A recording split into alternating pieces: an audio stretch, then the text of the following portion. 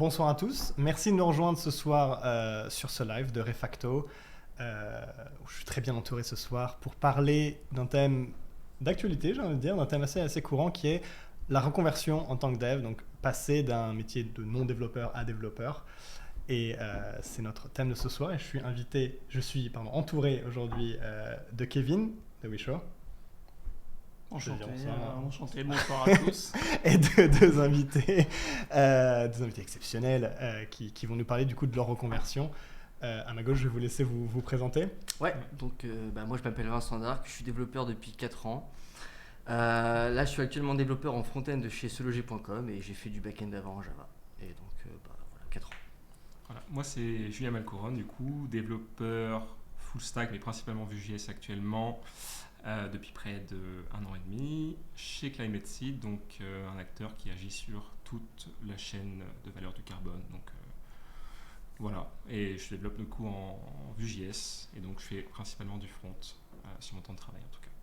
Voilà. Ça marche. Du coup, on va commencer directement donc pour rentrer dans le thème de manière assez fluide. Je vais vous demander, Vincent en premier, ou comme vous voulez, qu'est-ce que tu faisais avant, comment t'en es arrivé à ce métier de dev? Ok. Donc moi en fait j'ai commencé par ma formation, mes études en chimie organique. Donc j'ai fait une licence de chimie générale et après j'ai fait un master en chimie organique. Donc j'ai fait de la synthèse organique, j'ai travaillé notamment pour Sanofi. Quand je suis arrivé à Paris, c'était pour une reprise de master 2 en chimie organique. Et puis en fait, naturellement, après, des amis à moi qui faisaient de la chimie aussi ont commencé à faire de l'informatique, ils m'ont montré du code et en fait, je me suis dit, waouh, c'est trop bien et tout. Puis en chimie, ça marchait pas très fort parce que j'ai fait après Sanofi du chômage. J'étais un peu déprimé de pas trouver de travail et je me suis dit, après tout, pourquoi pas faire de l'informatique? Ça a l'air cool ce qu'ils font, je vais m'y essayer. Et puis du coup, Pôle emploi m'a proposé une formation. Et je me suis fait, vas-y, go on. Et puis au final, j'ai pris un virus qui s'est jamais arrêté et puis voilà. J'en suis là maintenant. El famoso, ouais. Et toi, Julien? Moi, pour le coup, je suis parti sur une école de commerce. Donc avant ça, j'ai fait DUT, tout ce qui va bien avec. Master principalement en alternance, un petit peu à l'étranger. Donc expérience super sympa. J'ai rejoint une start-up dans le paiement. À l'issue du master, j'ai enchaîné donc dans un autre acteur du paiement. Cette fois-ci, ça se passait pas hyper bien, pas tant que c'était le métier qui me dérangeait, mais plutôt l'expérience. Et avant de faire ça, j'hésitais, je me dis tiens, j'ai des potes qui ont fait le wagon, une école de dev en 9 semaines, qui m'ont fait que des super retours. Donc je me suis dit pourquoi pas. Donc il y avait cette part-là, il y avait aussi le fait que moi, dans cette société, il y avait beaucoup de bugs et moi j'étais sales, donc je vendais une solution qui marchait pas forcément, donc c'était pas terrible. Et du coup, je parlais beaucoup avec les devs pour essayer de faire en sorte que ça marche. Donc, à force de les côtoyer, j'ai été contaminé et je me suis dit allez, je démissionne de cette boîte et puis feu quoi. Je me lance dans le wagon. J'ai des amis qui l'ont fait, qui s'en sont très bien sortis après, donc 9 semaines, mais c'est parti quoi. Voilà. Ok. Du coup, c'est le ça. parcours. Donc le wagon, Pôle emploi, donc c'est vraiment deux formations différentes. Deux ambiances, deux ambiances. C'est vraiment, on est vraiment sur deux trucs. Voilà, les structures, on va dire, étatiques peuvent fonctionner parfois. Ouais, c'est ça. Non, mais... on critique beaucoup Pôle emploi forcément, mais ça peut marcher. Ouais, alors après, avec attention, là c'est Pôle emploi moi dans mon cas, c'était Pôle emploi qui m'a proposé une formation qui était évidemment dispensée par une autre organisation. Oui. Et en gros, c'était cofinancé par Pôle emploi. Voilà, exactement. Et en fait, à la base, j'étais préembauché par une entreprise, une ESN. Et en fait, j'étais préembauché et après, on en parlera plus tard si vous voulez, mais la formation, c'était pas. Enfin, en tant que junior, c'était pas fou, quoi. Clairement. Pour commencer à parler de la formation, à la rigueur, on va commencer par des trucs un peu plus terre à terre, c'est-à-dire combien ça vous a coûté, comment ça s'est passé en général, et la question que j'avais aussi, c'est un peu comment vous étiez enseigné. Entre les professeurs, les écoles privées à 8000 balles où c'est les élèves qui font les études, des trucs comme ça. Du coup, vous, c'était quoi votre expérience? Voilà, c'est un peu ça. Combien ça vous a coûté Comment ça s'est passé? Ok. Comment c'était? Je te laisse démarrer. Ouais, j'y vais. comme tu veux. Ok. Allez. Bah, en gros, moi, ça a duré 3 mois. Donc, pendant 3 mois, j'ai fait du Java J2E. Donc, en fait, à la base, c'était une formation dispensée par plusieurs intervenants. J'ai fait de la programmation, évidemment. Mais j'ai aussi appris du UML. Donc, UML, c'est vraiment tout ce qui va être. Comment dire? Enfin, c'est des diagrammes pour faire une application. Quoi. C'est de la conception, du développement. Et bon, c'était intéressant. Mais le truc, c'est que. Comment dire? Quand on fait ce genre de formation, on ne sait pas tout de suite que quand on est développeur, il faut vraiment plonger dans le code et résoudre des problèmes tout seul. Moi, on m'a appris, mais on m'a tenu par la main. Et le truc, c'est que si dès le départ, on m'avait dit je ne vais pas te tenir par la main, je vais te donner des problèmes, tu dois les résoudre tout seul, je pense que j'aurais appris beaucoup plus vite. Moi, dès le départ, je me suis juste dit il y a du monde autour de moi, c'est bon, je vais être bien pris en main. Et le truc, c'est que je me suis un peu trop focalisé sur ça et du coup, j'ai appris beaucoup moins vite que ce que j'aurais dû. Trop cocooné, quoi. Et c'est un peu, comme on dit, on se laisse porter un peu. Ouais, c'est ça, exactement. Ok. Exactement. Après, bon, moi j'ai fait du Java J2E où j'ai appris vraiment les fondements de Java. Donc à l'époque, il y avait du Spring évidemment, ça existait, mais on m'a pas appris du Spring, on m'a appris vraiment les servlets, Tomcat, etc. Tu vois, tout ça, donc c'est bien. Les bases. Exactement. Le dur. Exactement. En plus, c'est compliqué, Mais donc c'est- j'imagine que. Ouais. En vrai, c'est très bien d'apprendre comme ça, mais c'est juste que du coup, quand on apprend un truc aussi gros, 3 mois, c'est pas suffisant du tout. C'est clair. Ça va pas. Ouais, je comprends. Et toi, Julien, du coup? Bah moi de mon côté, le wagon pour le coup c'était une super expérience. Alors, certes ça dure que 9 semaines mais pour le coup c'est hyper intense, hein. C'est 5 jours sur 7. On y passe une bonne journée de travail classique, donc c'est quand même assez costaud et c'est assez immersif. J'en tire que du bien, que des belles rencontres. Le wagon, faut savoir, c'est quand même 14 000 alumni, donc derrière ça permet de se créer un réseau qui est assez important avec un Slack que tu peux accéder à tout moment, même aujourd'hui. Alors ça fait plus d'1 an que j'ai terminé. Et donc forcément qui dit réseau dit potentiellement aide à l'embauche, etc. Enfin, et des offres qui peuvent arriver plus facilement. Donc ça c'était cool. Concernant la stack du wagon, donc c'est Ruby on Rails. Il y a un petit framework JavaScript en plus qui colle bien avec Rails, mais qui est pas du tout connu, qui s'appelle Stimulus. Okay. Non, vraiment, la pédagogie est vraiment intéressante. En gros, tu as des profs qu'on appelle ça des teachers et des teacher assistants. Les teacher assistants, c'est souvent des anciens élèves du wagon qui viennent un petit peu accompagner les profs dans la pédagogie. Et ce qui est intéressant au wagon, c'est que tu vois, tu as 1 heure de cours le matin. Et après, tu bosses en autonomie sur des exercices, souvent par 2. Tu dois attendre ton buddy qu'il est terminé pour pouvoir avancer. Donc voilà, ça te pousse un peu vers le haut, t'aides un petit peu celui qui est peut-être en difficulté. Puis il y a une chose importante, c'est que si tu es capable d'expliquer quelque chose que tu n'as pas compris, ça t'aide à le comprendre en fait. Si la personne à côté de toi elle est en difficulté, tu lui expliques. Si toi tu as compris, bien sûr, évidemment. Le fait de lui expliquer, ça t'aide aussi à apprendre plus et peut-être plus vite que si tu bossais tout seul dans ton coin, quoi. Voilà, que du positif. Le wagon, ça coûte 9 000 €, mais sachant que tu as les aides de l'État, et puis vu que j'avais bossé avant, j'avais une partie du compte formation qui allait dedans, du coup ça m'est revenu à peu près à moitié prix, quoi. Donc 4 000, 4 500, si je dis pas de bêtises. Donc ça va, mais c'est que 9 semaines. Et toi, Vincent, je crois pas que tu aies dit le prix, c'était entièrement pris en charge Alors c'était entièrement pris en charge, mais par contre je crois que c'était quand même 5 000 €. Ok. Donc quand même un vrai budget, hein. C'est pour des formations courtes, y a des écoles, d'ingé, ou des écoles même juste de développement informatique qui coûtent à peu près le même prix pour une année entière. Ou plus que la fac, hein. Moi qui ai fait la fac, évidemment, là vous en avez pour 10 ans de fac, mais c'est vrai qu'on n'est pas sur les mêmes enseignements. Clairement. Moi je voulais revenir sur un peu ce que vous avez dit tous les deux. Julien, tu disais que tu étais sales dans une boîte qui vendait un produit, une solution qui était buggée. En gros, voilà. Je vais traduire ça en gros qui, selon ton exigence, je pense, personnelle, n'était pas à la hauteur et toi, tu te sentais pas, entre guillemets, bien, c'est pas le mot, mais tu te sentais pas, que c'était pas correct de vendre un truc que tu t'assumais pas derrière. Survendre des features, voilà. quoi. Et du coup, moi ça me parle, parce que ça me parle et je pense que ça parle à énormément de monde. Le problème c'est qu'il y a plein de gens qui s'en foutent, clairement, puisque tant que tu touches ton oseille, voilà. Et ce mindset en fait, enfin, tu vois, moi ça me parle parce que je me dis, d'accord, donc en fait, il a un mindset de dev, donc je comprends pourquoi il a fait la bascule. Et du coup, ouais, enfin. Et Vincent, j'ai l'impression que c'est un peu pareil quand tu étais dans la chimie. Bon, c'était pas du tout la même expérience du coup, mais quand tu as vu que dans la chimie, maintenant, alors je sais pas si à ton époque, je pense que déjà, il y avait déjà quand même pas mal d'informatique. Maintenant, dans les sciences et dans les labos, etc., sans informatique, ça y a rien, sans code. Ils utilisent des langages plus orientés maths, justement, et aussi un peu de Python pour faire des analyses. Et du coup, ouais, je voulais savoir au niveau, si vous pensez pas que justement, au niveau des traits de caractère, il y a des traits de caractère qui sont un peu plus adaptés aux personnes qui veulent se reconvertir, notamment, bon là on parle sur le métier de dev, mais ça peut être, si vous pensez aussi que ça peut s'étendre à d'autres domaines, voilà. Selon vous, qu'est-ce que vous en pensez de ça ? Moi je pense que, alors, je vais prendre mon domaine à moi, pour la chimie, en fait les traits de caractère c'est surtout, il y a beaucoup plus de rigueur dans l'informatique que dans la chimie, parce qu'en fait, je l'ai bien vu dans le code, le moindre caractère est important.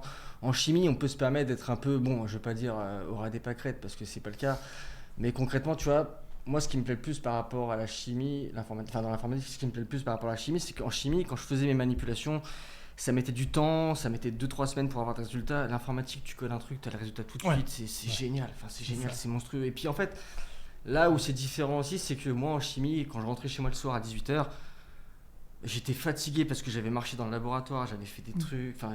Là, je suis devant l'ordinateur, ok, mon cerveau il bosse, mais physiquement, je reste assis et je peux bosser jusqu'à minuit, 1h du matin et je vois même pas le temps passer. Et en fait, c'est un jeu. Pour moi, le code, c'est devenu un jeu, tu vois. Je m'éclate. Et j'ai le rendu tout de suite, donc au niveau du mindset, c'est juste, il y a plus de rigueur, tu vas plus réfléchir à ce que tu vas faire, et dès que tu vas coder un truc, tu vas faire attention, tu vas dire, attends, quels sont les impacts que ça va avoir si je fais ça, alors qu'en chimie, c'est pas exactement pareil, parce que les impacts, tu les vois pas tout de suite. Les résultats prennent du temps à se faire. Et donc, du coup, tu te dis, au pire, ça marche pas, tant pis, on verra bien, quoi, tu vois. La chimie, c'est comme dev sur un Windows 98, tu vois. Ça te met vraiment du temps à avoir des résultats. C'est vrai que bon, je connais pas, je suis pas spécialiste du domaine, mais quand même, on a tous fait des sciences, et moi je m'intéresse aussi pas mal de domaines scientifiques. Bon, ça, je pense que c'est un peu le mindset des personnes un peu orientées là-dessus. Et c'est vrai que on fait, voilà, il y a des analyses à faire derrière, les expériences. Après, il y a les analyses, il y a l'analyse des résultats, et j'ai l'impression que bon. Tu vois la satisfaction, mais c'est vrai que le délai entre le moment où tu as commencé à faire ton expérience et le moment où tu as analysé les résultats, tu dis ah putain, c'est exactement. Il est long. Que nous, c'est vrai que bon, tu as le temps de développer ton app, mais vu que c'est incrémental, que ta feature elle s'additionne, c'est vrai que le niveau de satisfaction, on va dire, cette espèce de dopamine là, elle arrive plus souvent que dans d'autres métiers. D'ailleurs, ça explique aussi pourquoi tu vois en chimie, des fois une recherche ça peut mettre 10 ans pour faire un médicament, alors qu'en fait informatique ça évolue tous les 6 mois, tu as déjà une évolution monstrueuse parce qu'en fait le résultat est là directement et ça va plus vite, quoi. Très vite. Julien, ouais. Alors moi je pense, contrairement à ce que toi tu penses, Vincent, je pense qu'il n'y a pas forcément un trait de caractère nécessaire pour devenir dev, en tout cas pour démarrer le processus de reconversion. En revanche, je pense que il faut être motivé, voire très très motivé, puisque forcément, une fois qu'on arrive en entreprise, on va être confronté à des devs de formation. Forcément, ce qu'on a pris en wagon, moi en l'occurrence en 9 semaines, c'est bien, mais c'est pas le niveau de difficulté attendu lorsque tu arrives en entreprise, surtout que il y a la technicité du code, mais il y a aussi la technicité métier, ce que attend le PO in fine en termes de réalisation versus ce que toi tu as compris du code existant, par exemple s'il y a déjà du code existant. Donc voilà, c'est plus des traits de caractère liés à la motivation et à la détermination sur le parcours, plus qu'un trait que tu pourrais avoir au fond de toi qui ferait que tu pourrais faire du dev ou tu pourrais faire autre chose, quoi. La motivation va être vraiment l'élément clé. C'est ça, et la détermination aussi. J'ai une question dans le chat de Jay Pastry qui nous dit « Hello les amis, je souhaite me reconvertir en développeur, mais je ne sais pas sur quel langage me diriger. Auriez-vous des conseils à me donner ?»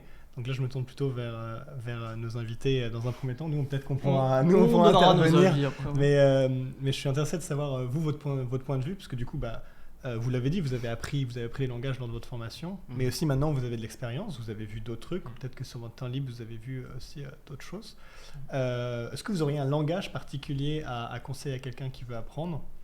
Ou alors, une autre réponse entièrement, hein, ça peut marcher aussi. Je te laisse commencer si tu veux. Alors, moi je vais parler par point de difficulté. aujourd'hui, moi j'ai appris sur Rails, donc Ruby. Très sincèrement, c'est peut-être pas le langage le plus utilisé aujourd'hui, mais ça a quand même un avantage, c'est que ça permet de mettre le pied à l'étrier de façon rapide et assez simple. Pour le coup, c'est un langage qui est... Avec le framework Rails, c'est vraiment tout est simple, tout est beau, tout est génial. Je crois que Python, ça rejoint, la syntaxe est similaire à Ruby, donc c'est les mêmes points de difficulté. Après, encore une fois, c'est pas forcément le plus utilisé, mais je pense que pour avoir les bases, comprendre comment fonctionnent un petit peu tous les process qu'on utilise maintenant, c'est une bonne chose. Après, il y a aussi la possibilité de démarrer par du front. Je pense pas que ce soit le plus simple, mais voilà, c'est peut-être mon avis perso sur Rails et sa simplicité qui parle. Voilà. Vincent, ton point de vue? Ouais, bah moi je dirais qu'en fait ça dépend clairement de ce qu'on veut faire en fait déjà, parce que si vous prenez du C++ ou du C, enfin un langage très basique, vous allez peut-être faire plutôt un jeu vidéo plutôt que si vous faites du JavaScript, vous allez faire un site web. Moi si on m'avait posé, enfin il y a 4 ans quand j'ai commencé, en vrai, j'avais aucune idée de ce que je voulais faire, j'ai juste vu du code, je me suis dit ok j'y vais, et on m'a dit vas-y tu fais du Java, j'ai fait du Java. Mais si maintenant je devais me poser la question, je dirais juste, cette personne qui pose la question, qu'est-ce que tu veux faire? Tu veux faire un site web? Si tu veux faire un site web, maintenant tu as des frameworks qui existent, tu as du Angular, du Vue, du React qui vont te faire un super beau site. Mais pour comprendre ces frameworks-là, le mieux c'est de commencer par du JavaScript natif. Tu vois vraiment comment ça marche. Une fois que tu as compris comment ça marchait, là tu passes à du framework. Moi j'ai fait cette erreur, je suis passé directement sur du Angular et j'ai plein de background de JavaScript qui me manquent. Et clairement j'aurais dû commencer par ça pour comprendre vraiment comment marchait le framework. Après évidemment, j'ai aussi... alors ça j'en ai pas parlé, mais quand j'ai fait ma formation en chimie en licence, j'ai fait un cours qui s'appelle programmation à langage en C++, et à cette époque-là, j'aimais pas du tout. C'était du C++, c'était, la syntaxe était horrible, et moi je pensais qu'il y a une seule chose, c'était valide ce truc-là, et après t'es débarrassé. Ouais, Prends tes crédits là. Ouais, et je me suis fait, Pas c'est le marrant parce que quand langage, je l'ai validé, je me suis même dit c'est bon, la programmation est terminée, j'en ferai plus du tout de ma vie, tu vois, et maintenant je suis dedans. Exactement, mais bon, pour répondre vraiment à la question, je pense que ça dépend vraiment de ce qu'on va en faire. Si tu veux faire du jeu vidéo, si t'es passionné par ça et que tu te dis vas-y ça pourrait marcher, fais du bas niveau C++. Sinon, si t'es vraiment attiré par la conception de logiciels légers, donc site web, tu choisis, tu fais du back-end avec t'as le choix, t'as Java, t'as Python, t'as plein de langages qui vont faire ça très très bien. En front, ça va être pareil. Donc, juste commence un langage natif avant de faire un truc frameworkisé, entre guillemets. Voilà. Okay. Je vais répondre aussi là-dessus. Je vais rebondir un peu sur ce qu'a dit Vincent. Moi, mon avis, c'est assez simple. C'est pareil, en fait, ça tout dépend de ce que tu veux faire, ce que tu veux développer. Donc, si tu n'as pas d'envie, c'est un peu compliqué. Mais si tu as un domaine en particulier, je pense à par exemple, si tu as envie de faire quelque chose de scientifique lié aux mathématiques, dans l'IA, l'intelligence artificielle, tu peux partir sur un langage comme Python qui est très très utilisé pour ça. Et en fait, il faut vraiment prendre un langage qui est associé au domaine dans lequel tu vas te plonger. Donc, si tu as envie de créer un site web, il faut que tu apprennes le JavaScript, le HTML, le CSS. Alors, je ne suis pas totalement d'accord avec Vincent sur la façon d'apprendre. Il y a la façon d'apprendre, évidemment, on va dire classique, où tu prends le langage natif et après tu bascules sur un framework. Mais il y a aussi une façon qu'on appelle un peu plus chaotique. C'est-à-dire que tu vas prendre un framework existant et en fait, tu vas faire comme Vincent a fait. C'est-à-dire que tu vas prendre le framework et qu'après, en fait, dès que tu vas comprendre que tu comprends plus grand-chose, tu vas apprendre le natif. Donc, c'est pas très grave de commencer par un framework. Voilà, si tu as envie de faire des apps mobiles aussi, il y a des apps mobiles maintenant, tu peux faire du Swift, tu peux faire sur iOS, tu peux faire du Kotlin sur Android.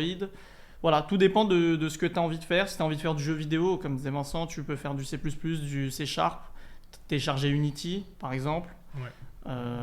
Voilà, je pense qu'il vaut mieux penser à ce qu'on veut faire et après regarder s'il y a des langages qui sont, on va dire, prédominants là-dessus. Après, comme il avait dit dans sa question, il a commencé par dire je souhaite me reconvertir. Donc, je vais partir sur la base que ce que tu veux faire, c'est te reconvertir professionnellement. Dans ce cas-là, grosso modo, je vais rejoindre un peu ce que vous dites. C'est un peu qu'est-ce que tu veux faire comme développement particulier. Tu peux faire, on va dire, pour simplifier, je veux dire, soit du mobile, soit tu vas faire du web app logiciel. Dans ce cas-là, moi je te dis, si tu fais du mobile, probablement du Swift, parce que ça reste un des trucs Swift Android. Ce qui est cool si tu fais d'Android, c'est que tu vas faire du Kotlin, du coup tu vas pouvoir réutiliser cette connaissance pour du web app, pour faire du Java Kotlin. Ou alors, moi c'est plutôt vers ça que je dirais d'aller, c'est faire du Java pour apprendre le bac. Parce que je l'ai vu passer dans le chat, mais il y a le C++, c'est hard. Ouais, moi je dirais plutôt le Java qui est un petit peu plus, faut pas permissif. Java Spring le pour C, faire. c'est bien. Sans le plus. Le C. Je suis un peu d'accord. C'est que ça, bon, ça peut être hard, mais pour trouver du taf, en tout. Enfin, si vraiment le but c'est de trouver du taf, je te dis, Java Spring, fonce sur du Java ou du JavaScript. Java Spring en back, ça va être un truc qui va te permettre de faire tes petites API bien propres. Tu peux monter très en puissance, parce que c'est très puissant. C'est utilisé par des grosses boîtes, par plein de gens. Et en front, je suis d'accord avec vous deux en même temps, donc je vais pas me choisir, mais c'est vrai que soit tu pars sur un framework où tu vas pouvoir faire des trucs un peu facilement, un peu sympa. Résultat direct. C'est ça. Résultat rapide. Soit tu dis full HTML, CSS, JS. C'est plus costaud. On va rejoindre sur ce qu'a dit Julien, où on va te faire de la motivation, de la détermination. Mais ouais, je dirais en vrai un petit framework genre Vue, moi c'est ce que je fais en ce moment, donc j'adore, mais je dirais un truc genre Vue. Et essaie d'apprendre un peu les deux en parallèle, parce que ça te permet, si tu fais un projet perso, en fait, de faire une app de bout en bout avec du coup ton interface d'un côté, tes API de l'autre. Et puis en fait, tu verras en travaillant ce que tu préfères, quoi. Genre si tu kiffes faire du front, tu vas te diriger vers du full front. Si tu kiffes faire les deux, du full stack, etc. Je pense qu'on a quand même pas mal répondu. On a une autre question qui est comment trouver son premier travail après avoir fait un bootcamp? Comment les entreprises le voient aujourd'hui? C'est une question de Cyrilia54. Qu'est-ce que vous donneriez vous comme conseil pour trouver post-formation, post-bootcamp du coup? Post-formation, moi ce que j'ai fait après le wagon, c'est comme j'expliquais au tout début, quand on fait le wagon, après on peut faire teacher assistant. Du coup c'est ce que j'ai fait et ça m'a permis en donnant en plus des cours entre guillemets, en accompagnant les étudiants. Ça permettait d'avoir quand même un peu de temps libre parce que pendant que eux font les exos, ils peuvent même faire un ticket aux profs et là les profs viennent les aider, mais pendant ce temps-là tu as du temps libre pour postuler, refaire ton CV, etc. Regarder TikTok. Donc je dirais un truc important après un bootcamp, donc déjà c'est on dirait pas qu'on regarde ça, mais c'est vrai que les développeurs qui vont te faire passer l'entretien vont certainement regarder ton profil GitHub. Donc les petits carrés verts en bas et montrer qu'il y a un petit peu d'activité. Donc GitHub c'est une plateforme où on va pousser notre code et du coup les recruteurs pourront regarder s'ils le souhaitent cette plateforme. Deuxième chose, tu peux répéter la question s'il te plaît? Du coup la deuxième chose c'était comment les entreprises voient aujourd'hui ces bootcamps là. Ah ok, moi en l'occurrence mon manager actuel, donc Edouard de Climate Seed, il trouvait que les profils de type reconversion un peu comme le mien, c'est des profils atypiques qui sont potentiellement intéressants. Donc après c'est peut-être pas le cas de tout le monde, hein. Aujourd'hui le secteur demande quand même des devs qui soient autonomes parce que on le voit bien, il y a beaucoup de travail certainement. S'ils recrutent un dev, c'est qu'ils ont besoin que ils n'ont pas forcément le temps de le faire monter en compétence. Cher de former, la concurrence, il faut avancer vite. Exactement. Donc voilà, ils le voient plus ou moins bien. Après, j'ai passé quelques entretiens et puis en toute transparence, j'avais 2 offres très compétitives et j'ai choisi celle de Climate Seed. Mais voilà, en l'occurrence, si on envoie beaucoup de CV, si on est motivé, encore une fois, concrètement, ça se fait quoi. Il y a des entretiens aussi où ça s'est vraiment pas très bien passé. Le test technique, c'était une catastrophe. Franchement, c'était un test technique en live. J'ai une proposition malgré tout après. J'ai une proposition malgré tout après, mais j'étais là, mais le test, j'étais à côté de la plaque, quoi, littéralement. Et au final, après, c'est peut-être le mindset, je sais pas. Peut-être aussi, ça dépend aussi de ce que tu as fait avant. Peut-être que ça joue. Je sais pas. Je sais pas. Test technique, moi personnellement, je trouve pas ça ouf, mais bon. J'ai toujours détesté ça. Moi, c'est naze. Enfin, je trouve ça naze en fait, parce qu'en fait, si tu veux, ça te fait passer pour un espèce d'acteur en fait, alors que t'es pas un acteur, tu vois. Non, mais c'est vrai, genre un dev en fait, il a besoin d'être tranquille et réfléchir tranquille tout seul. T'es pas là avec un mec qui te regarde comme ça, alors tu sais. Absolument. Pas ouf la fonction là. Non, mais ça te met la pression. Bon, il y a des gens qui supportent ça, qui s'en foutent, mais il y a des gens qui genre laisse-moi tranquille, tu vois. Tu fais ça comme ça, toi? Ah ok. Moi, j'aurais fait ça différemment. Franchement, test en live, idée de merde. S'il y a des recruteurs, pensez-y. 2 fois avant de proposer ça. Je voulais juste rebondir rapidement parce qu'après je vais laisser Vincent parler sur ce que tu disais sur le profil atypique en conversion. C'est intéressant justement parce que même moi je trouve que c'est intéressant justement. Qu'est-ce que de ton expérience passée du coup, qu'est-ce que tu as pu mettre à profit sur, on va dire, ton métier actuel Tu vois, concrètement, quand tu es sales, tu cours très souvent après un prospect, tu rédiges souvent des présentations, etc. Donc, quelque part, c'est à peu près c'est pas la même chose avec le code, mais concrètement, tu lâches pas tant que ça fonctionne pas, quoi. Donc, je dirais qu'il y a une part liée à ça. Après, atypique, ça veut aussi juste dire que tu n'as pas fait une école d'ingé aussi, tu vois. Ouais, donc, c'est différent. Typiquement, nous en tant que sales, j'étais habitué à communiquer beaucoup. Ok. Une des pas des qualités qu'un dev n'a pas forcément, mais tu communiques. Un dev de base, normalement, il connaît. C'est pas normalement. Il n'y a pas de prédéfinition. Oui, mais on peut chacun, généraliser il y a parce moins que de c'est communication. vrai. Non, mais c'est vrai. T'as pas de non, requis, t'as t'as pas le droit- besoin en Ouais, fait. t'as T'as pas le besoin de temps, le besoin. communiquer, et donc du coup, Ouais. forcément, c'est peut-être une qualité de pour com quelqu'un qui a fait une ouais. école de commerce ou qui a fait du commerce à la base. Aura peut-être un peu plus. Plus Voilà. naturellement. Ouais, Ouais, enfin, c'est plus sûr. naturellement. Ouais, c'est ça, c'est sur ça que je voulais un peu Ouais. pousser, c'est que je pense qu'il y a justement des qualités, comme tu dis, qu'un dev, et on a le droit de le dire, hein, que non pas en général, et généralement c'est une généralité, il y a des exceptions, Bien sûr, commencez pas, voilà, Oui. voilà. N'attaquez pas Kevin, tu vois. Mais, non, mais commencez pas à faire chier, il y a toujours des exceptions, mais c'est vrai que même moi j'ai eu une remarque d'une collègue même actuelle qui me disait que dans son ancienne boîte, genre les devs, ouais, c'est des extraterrestres, tu vois, les mecs, ils étaient là dans leur coin, ils parlaient pas, et là elle me dit ouais, tu sais, moi je suis là, je fais mes trucs, je parle, je rigole, je dis des conneries, et en même temps je me donne mon avis, tu sais, sur le design, sur des trucs, et alors que normalement les devs, ils s'en foutent de ça, tu vois, sauf que moi j'ai vraiment un feeling du produit, c'est comme tu dis, j'ai envie que mon produit soit bon, ça fonctionne, ça pas que fonctionne. mon code il marche, Ouais, il c'est compile, ça. je m'en fous, Ouais, je veux c'est que ça. le produit soit bon et que l'expérience Ouais, client c'est soit ça. bonne quand tu travailles pour une expérience client. Et la plupart des devs, on peut, voilà, encore une généralité, ça les intéresse pas plus que ça, quoi. Et pour moi, c'est ce qui fait la différence entre, on va dire, un dev, juste un vrai dev et un bon dev, tu vois. Et la qualité justement des sales, qu'on peut critiquer, hein, les devs critiquent beaucoup les sales, Ouais, c'est guéguerre pour classique. d'autres choses, mais ouais, c'est un peu une guéguerre. Mais je pense que justement, la sales, la qualité de C'est com ça. que même nous, même moi, j'ai pas forcément, tu sais, moi je vais droit au but, je vais pas commencer à vouloir enrober les choses, non, c'est pas mon délire. Et ça, par exemple, cette qualité-là, moi je l'ai pas. Et je sais qu'un sales, par exemple, va plus avoir cette qualité de, tu sais, arrondir les bords, tu vois. Ah oui, ça marche pas et ça compile pas. Mais en vrai, le bouton il est beau. Il est beau. Ça va quoi.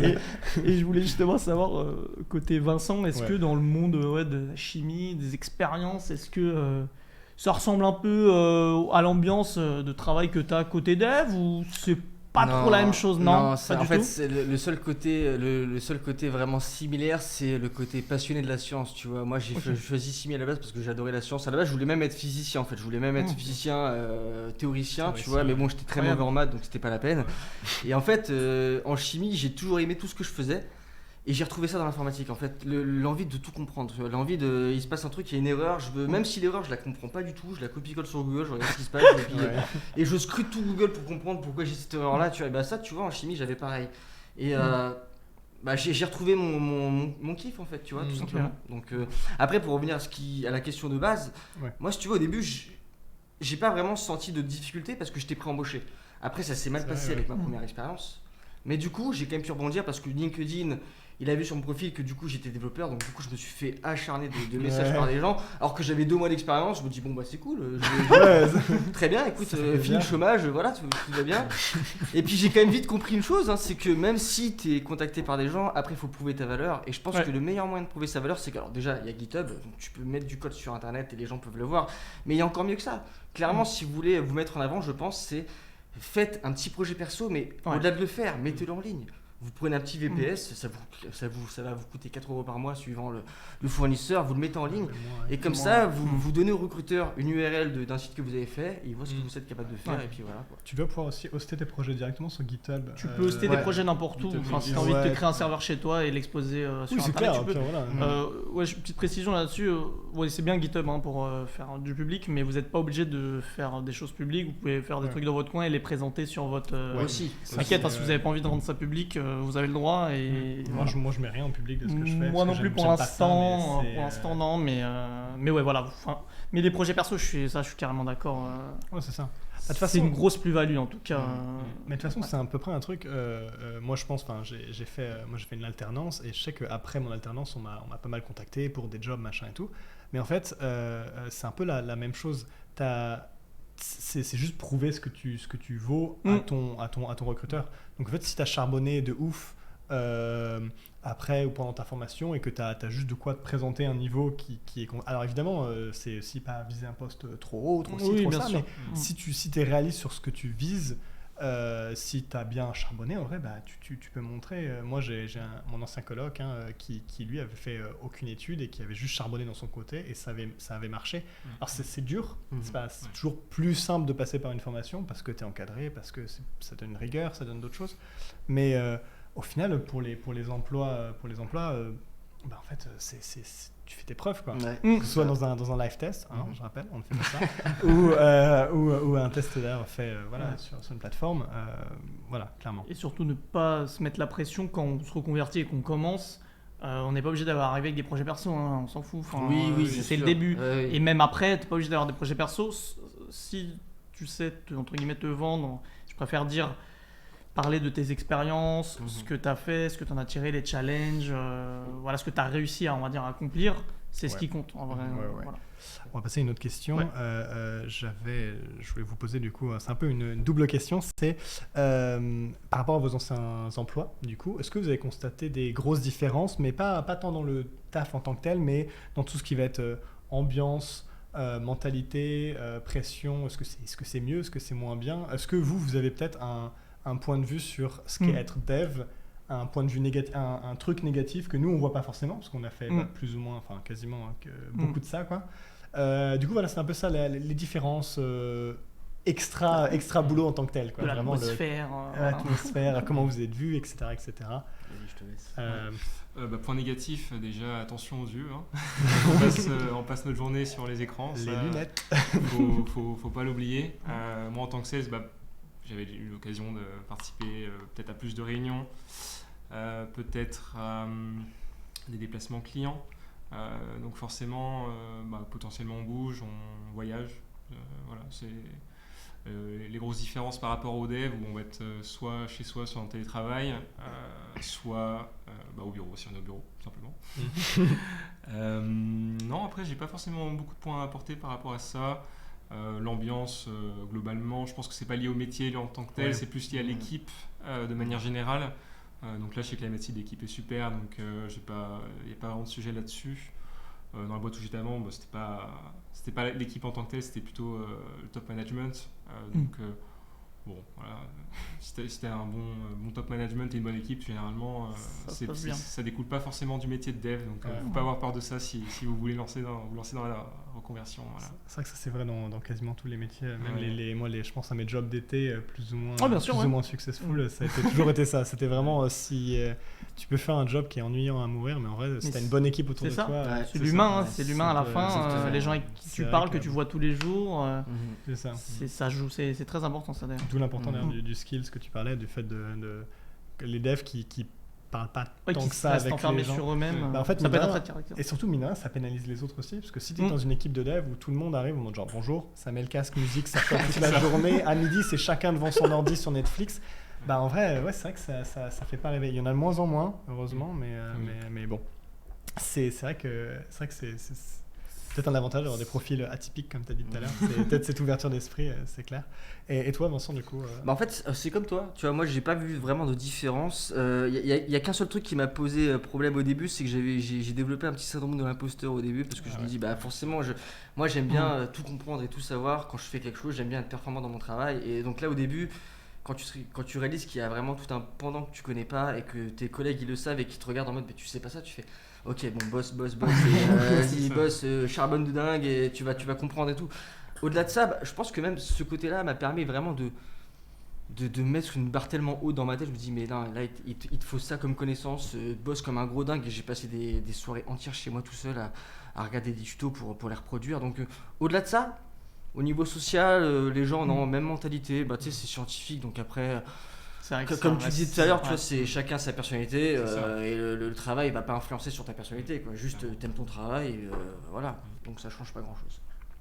Alors, je tiens à préciser, il n'est pas obligé lors d'une reconversion de bosser pendant des heures et des heures et des heures jusqu'à Non, bien toute sûr. la nuit. Hein, non, parce que mais c'est drôle que tu parles de syndrome d'imposteur parce que toi, tu dis ça parce que tu as fait une formation Tout courte. le monde là, Mais tu à vois, un moment de sa carrière, c'est est normal. obligé En fait, de c'est l'avoir. normal. C'est Moi, je me normal. dis, j'avais fait 5 ans de fac et je suis arrivé en alternance. Enfin, 4 ans de fac, je suis arrivé en alternance. Mhm. Et j'étais en mode genre, oh, je sais rien en fait. J'arrête pas d'apprendre des trucs parce que, Mhm. genre, vraiment, je sais pas dev, je sais pas Mhm. faire, je sais pas faire ce qu'ils me demandent. Et c'est un truc, c'est normal, ça fait partie du taf de Mhm. développeur, c'est qu'on va apprendre constamment. Ouais. Et qu'aujourd'hui, on a un set de connaissances et demain, on va en apprendre plus.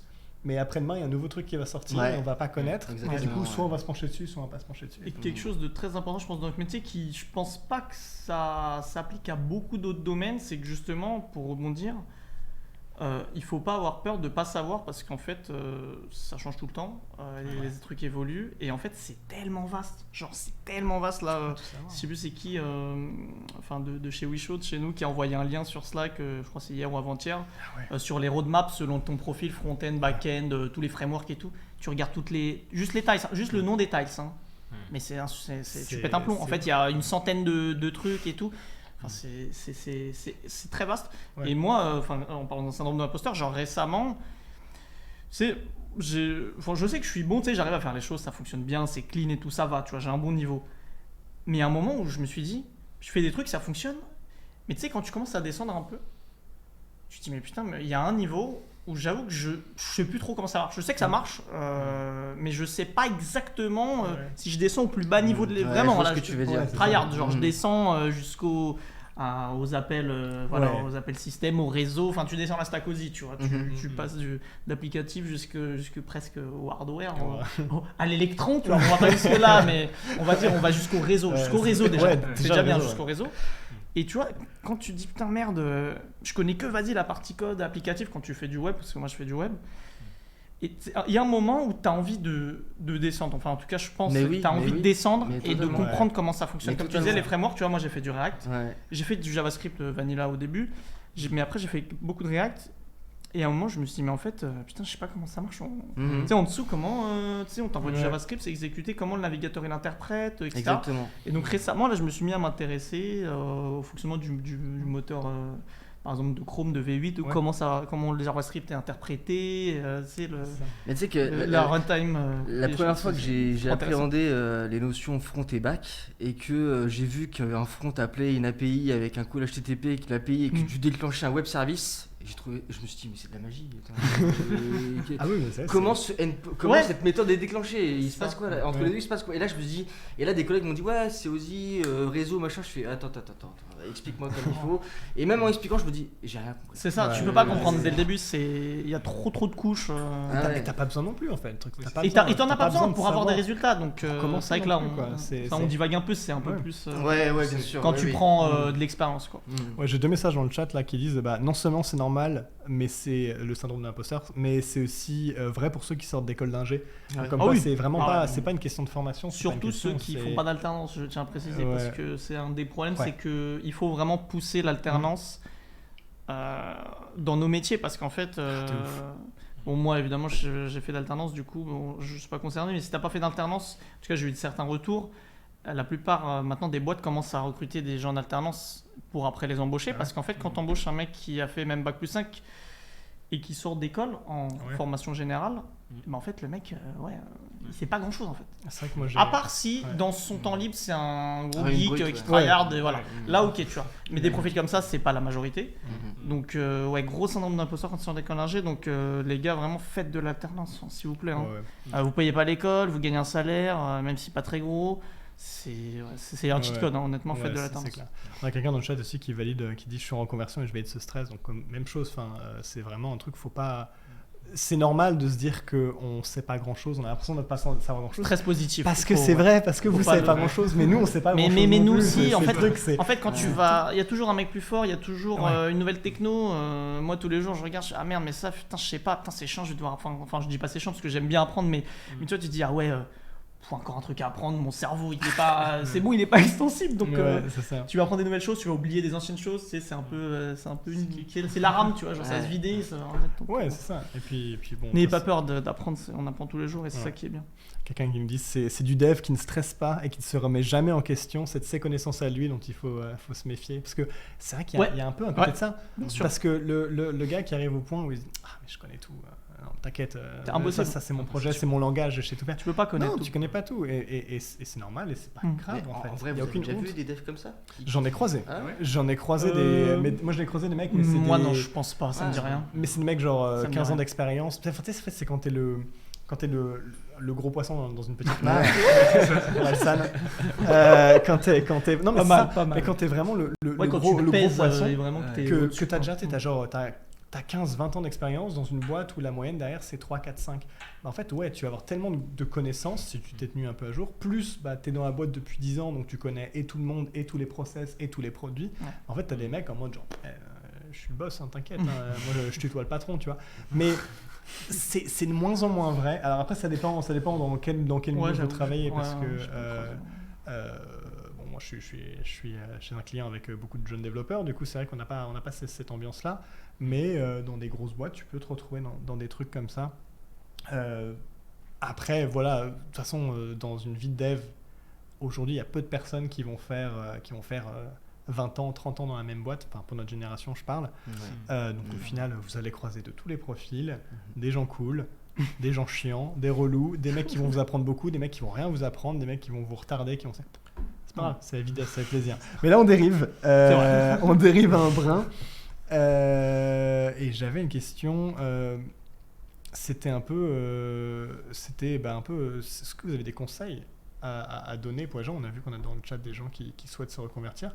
Est-ce que vous avez des petits conseils qui vous viennent en tête, des trucs que vous auriez aimé qu'on vous dise, soit des trucs que vous avez appris sur le tas ou n'importe quoi pour un peu aider ces gens en reconversion? Ah, vas-y, je t'en prie. Il veut réfléchir, il veut du temps pour réfléchir. Déjà, comme l'a dit Vincent tout à l'heure, essayer par soi-même, faire des mini-apps que l'on peut tester, présenter. C'est hyper apprécié par les recruteurs. Après, aussi un truc intéressant, c'est Udemy. C'est pas mal. Alors, faut faire attention, il y a souvent les prix, c'est souvent autour de 100 € la petite formation, mais il y a toujours des promos, donc il faut attendre que ça passe à 15-10 €. Sinon, ça vaut pas le coup.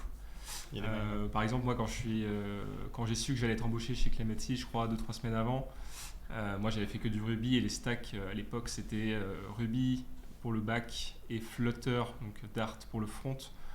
Qu'est-ce que j'ai fait? J'ai pris un tuto Udemy et j'ai commencé comme ça, au moins pour avoir les bases. Je dis pas que suivre le tuto c'est hyper bien sur le long terme parce que ça donne les bases, mais voilà, c'est pas forcément quelque chose qu'on veut afficher. Ouais. Mais ça permet au moins de comprendre comment fonctionne le framework si c'est un framework et ne serait-ce que d'avoir les bases de la syntaxe du langage, tout simplement. Voilà, je pense que c'est à peu près tout.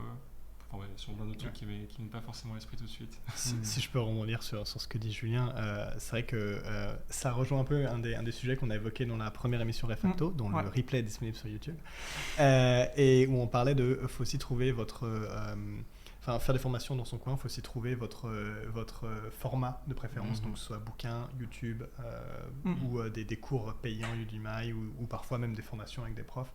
Mais voilà, c'est vrai que je pense que c'est un bon conseil à donner. C'est si jamais vous avez besoin de se consolider sur une stack pour avoir la confiance. Vous ne casserez pas votre syndrome de l'imposteur, on l'a dit, mais si ça peut vous aider pour la conf, c'est clair que c'est probablement un bon call. Attention, c'est vrai que moi, mon plus gros conseil rejoint exactement ça, c'est-à-dire maintenant avec Internet, vous avez vraiment toutes les ressources disponibles pour apprendre tout ce que vous voulez. Maintenant, il y a Open Classroom qui est très connu de tous les développeurs. Vous avez Stack Overflow qui va vous permettre de résoudre des problèmes si vous en avez. Et en fait, faites juste des tutos. Alors, c'est pas forcément la science infuse partout, mais faites-en. Et dans une grande majorité des cas, quand vous en ferez, si vous suivez pas à la lettre le tuto, vous allez tomber sur des problèmes.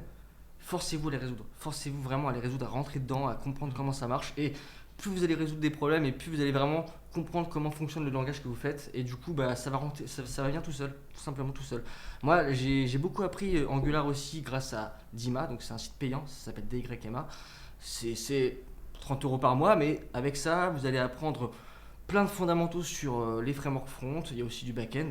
Et franchement, mais pour moi, les tutos, c'est la vie. Alors, ma formation initiale, elle était sympathique, entre guillemets, j'ai quand même appris des choses, faut pas déconner. Mais, non, mais ils ont pas. Et voilà, je suis sorti des 3 mois, j'ai quand même appris des choses, mais clairement, c'est après cette formation que je me suis formé tout seul. Et la formation alone sur un ordinateur, il n'y a rien de mieux pour vraiment monter en compétences. Donc, voilà. Ouais. Il y a une question sur le chat qui posait la question. Est-ce qu'il y a beaucoup de personnes, c'est quoi le taux de personnes en reconversion dans vos boîtes respectives? C'est un truc un peu difficile à dire. Je pense que ça va être compliqué tout le monde, mais au moins Mais ils connaissent quelques-uns au moins dans leur boîte. Est-ce que vous, c'est ça, Ouais, en fait, c'est tous des gens. difficilement quantifiable effectivement, mais j'ai dû faire peut-être 4 ou 5 missions depuis que j'ai commencé, et dans chacune des missions que j'ai faites, il y avait toujours une ou deux personnes qui étaient en reconversion. Donc il y en a beaucoup plus qu'on le croit, et en fait on a tous la peur de ne pas assurer, mais en fait on se rend tous compte que quand on bosse et qu'on est passionné, ça vient quoi. Ouais. Donc, pour ma part, vu que j'ai travaillé que chez Climate Seed depuis que je suis dev, je peux vous dire qu'il y a une autre personne qui nous a rejoint récemment en reconversion. Donc, vous pouvez trouver du travail. Qui a fait le wagon aussi. Qui a fait le wagon aussi. Mais encore une fois, ayant accès au Slack du wagon qui comprend, à l'époque, quand j'y étais, il y avait 14 000 personnes, je crois qu'on est sur 17 000. Vu toutes les offres qui passent, je pense que c'est pas si compliqué que ça de trouver du travail après un bootcamp ou même en apprenant soi-même. Donc le pourcentage, je le connais pas, mais voilà, je sais qu'il y a 17 000 alumni. Et il y en a. Et si ça continue à fonctionner, d'ailleurs ils ouvrent des franchises un peu partout dans le monde, c'est que voilà, derrière il y a quand même... Il y a quand même une satisfaction des étudiants et derrière ils trouvent du boulot. C'est pas que ils finissent pas tous dev, il y en a qui finissent PO aussi. Bien sûr. Mais concrètement, voilà, faut pas avoir peur de le faire si vous hésitez à franchir le pas. Ça marche. Alors j'ai une petite question sur le chat sans vraiment revenir sur le sujet de comment on se forme. Quelqu'un qui pose la question, est-ce qu'on peut apprendre un langage qu'avec la documentation?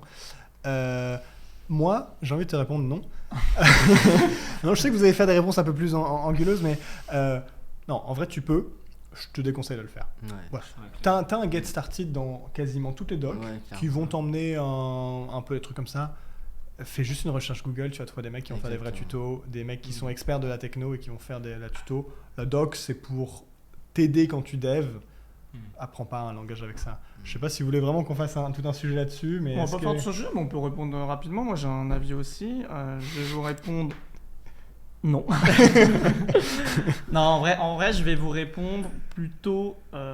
Ça dépend. En fait, ça dépend de la qualité de la doc, parce que la doc, on la sous-estime, mais c'est très très important. Et en fait, selon la qualité de la doc, oui, tu peux apprendre entre guillemets. Enfin, apprendre. Apprendre, c'est un grand mot, mais en gros, tu peux bien débuter un langage avec la doc, ou en tout cas un framework, parce qu'un langage c'est un peu plus compliqué, avec la doc. Parce qu'il y a des docs qui sont très bien faites avec des... Tu sais, là, justement, je me suis replongé récemment dans la doc de Rec, parce que ça fait longtemps que je n'en ai pas fait, je vais en refaire mais pour des projets perso. Et en fait, ils ont refait leur doc, et elle est vraiment très bien. Genre, elle est vraiment superbe. Donc, il y a une partie plus apprentissage, et une partie référence à PRF. Bon, ça, c'est normal. Et en fait, dans leur doc, il y a des thèmes généraux, et après ils approfondissent par section. Et en fait, à la fin, il y a des petits exos.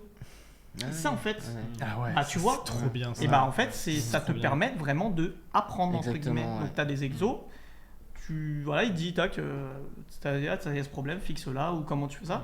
Après, tu as la solution, tu regardes, il t'explique pourquoi et tout. Et avec une doc comme ça, oui, tu peux apprendre, en fait. Ouais. Donc, mais je suis un peu d'accord aussi avec Charles pour dire que lire sans trop prendre la tête et après commencer à faire des trucs et avoir une erreur et merde, c'est quoi cette erreur, pourquoi ça marche pas, d'accord, ok, j'ai une autre erreur, et là tac, et là snowball. Faut bricoler en vrai, je pense que c'est du bricolage, c'est ça. C'est comme un peu l'artisanat. Donc, pas passer trop de temps sur la doc, voilà. C'est un peu ce que j'imagine de l'artisanat, tu sais, c'est genre faut manipuler en fait. C'est ça qui va te faire apprendre le plus. Donc si toi lire la doc ça te fait manipuler, tant mieux. Moi personnellement je pourrais pas. Je sais pas, vous voulez dire un mot là-dessus ou je sais pas si. Est-ce que vous apprendriez avec Moi, la je doc? dirais simplement que je suis clairement pas marié, je suis même divorcé de la doc. J'ai commencé au début et j'ai fait ok c'est bon, c'est pas pour moi. En fait la plupart des docs que j'ai vus c'était hyper verbeux et en fait l'explication était pas claire du tout. 95 elles sont nazes les docs. Et c'est marrant parce que moi que c'est justement avec une vue purement techos. Ouais exactement. Et en fait si t'as pas une vue entre guillemets produit, t'es mort en fait. C'est ça. Mort. Exactement. Ouais. C'est ça. Ouais, t'as tout dit, en fait. J'ai une autre question, on arrive petit à petit vers la fin du live.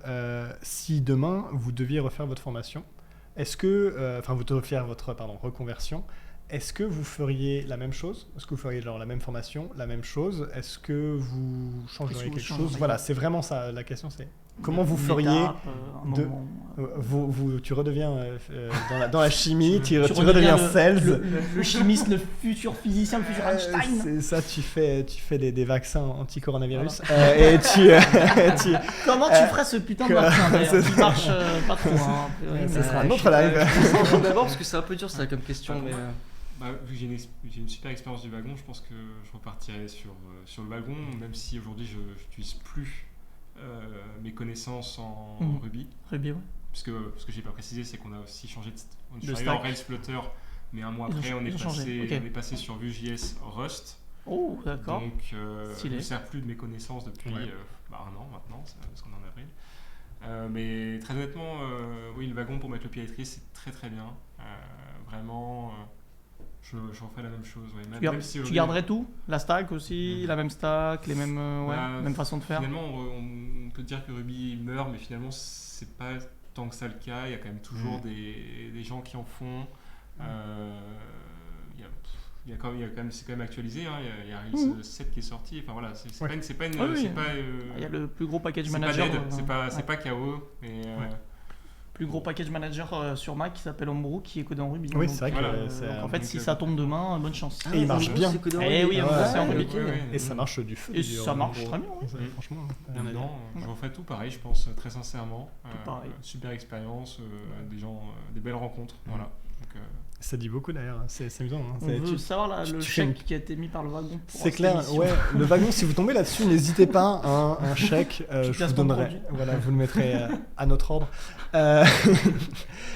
Toi, Vincent. Non, mais en fait, petite parenthèse, parce que c'est mon frère se reconvertit aussi et il a fait le wagon aussi, justement. Oh là là, mais c'est vraiment. Donc, effectivement, comme il dit, Ruby, on croyait que c'était mort, mais. À la fin de l'émission. Ce live n'est pas sponsor. On rigole, mais le live n'est pas sponsor. Mais non, moi, je pense, en fait, tu vois, j'ai commencé ma formation en faisant du Java, donc back-end, et donc j'ai fait évidemment pendant ces 3 mois de la découverte du front, évidemment. Alors au début, c'était sans Angular, mais après, c'était vite tourné vers Angular. Et en fait, maintenant, je me suis rendu compte que je préfère largement le front. J'adore le front visuellement, faire une page internet, il n'y a rien de plus sympathique à mes yeux, tu vois, genre je dispose mes boutons, je fais mes fonctionnalités, j'adore ça. Alors après, évidemment, j'aime aussi le back parce que j'aime faire une feature de A à Z. Mais si je devais recommencer dès le départ, j'aurais commencé directement par du JavaScript avec du Angular. Et après, je me serais intéressé à du Java et du Node.js aussi derrière. Voilà, simplement. Ok. Chouette. Comme quoi, il y a vraiment des... De toute façon, il n'y a jamais qu'un seul parcours pour apprendre le dev. Ça, c'est un truc je pense qu'on va le dire et on va le répéter encore et toujours. Toi, tu as fait une école d'ingé, c'est ça? Moi, j'ai un parcours, pas de reconversion, mais un peu atypique. J'ai commencé par le réseau. Ah oui, c'est vrai. Moi, j'ai commencé par le réseau. Donc, de base, je voulais faire une école d'ingé en 5 ans. Je voulais devenir architecte réseau de base. Donc, ça n'a rien à voir. Mais après, le réseau, en fait, c'est à partir du moment où je suis parti en alternance. Donc, à la 3e année, après mon DUT de réseau et télécom, je suis parti en école d'ingénieur pour finir tout ça, partir en ingénieur réseau.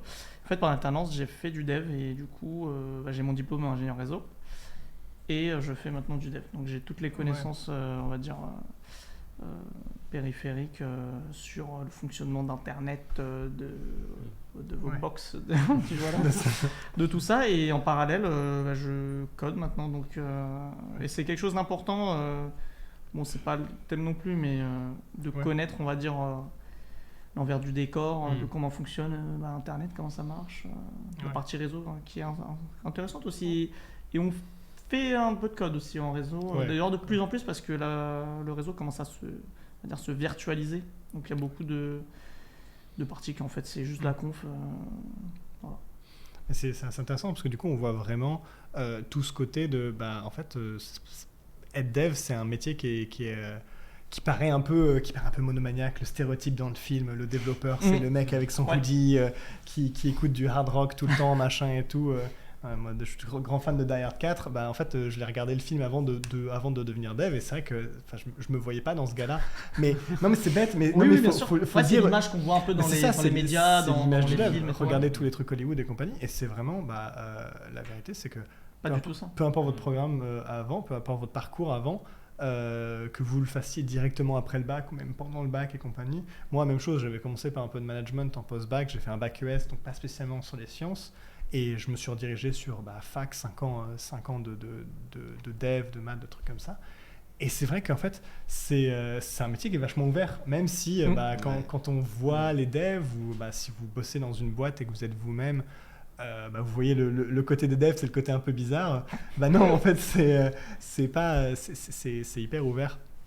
Après, c'est ça qui est chouette avec ce métier, c'est que en vrai, c'est un métier technique, mais c'est un truc qu'on peut apprendre, c'est un skill. C'est pas un truc naturel. On n'est pas né avec un clavier dans les bras et en train de faire du dev. Non, c'est un métier, je pense, qui vient de base par passion, qui peut le rester, qui vient par passion. Et puis surtout, tout le monde peut le faire, en fait. Et en soi, c'est exactement ça, c'est tout le monde peut le faire. Voilà, après, je pense que pour tenir dans le temps, il faut quand même aimer ça, parce que c'est pas un métier facile, dans le sens, je parle vraiment au niveau du cerveau, il y a des fois où vraiment ça fait mal au crâne toute la journée d'être sur un problème, ou de faire, par exemple, des tâches répétitives que tu n'as pas trop le choix.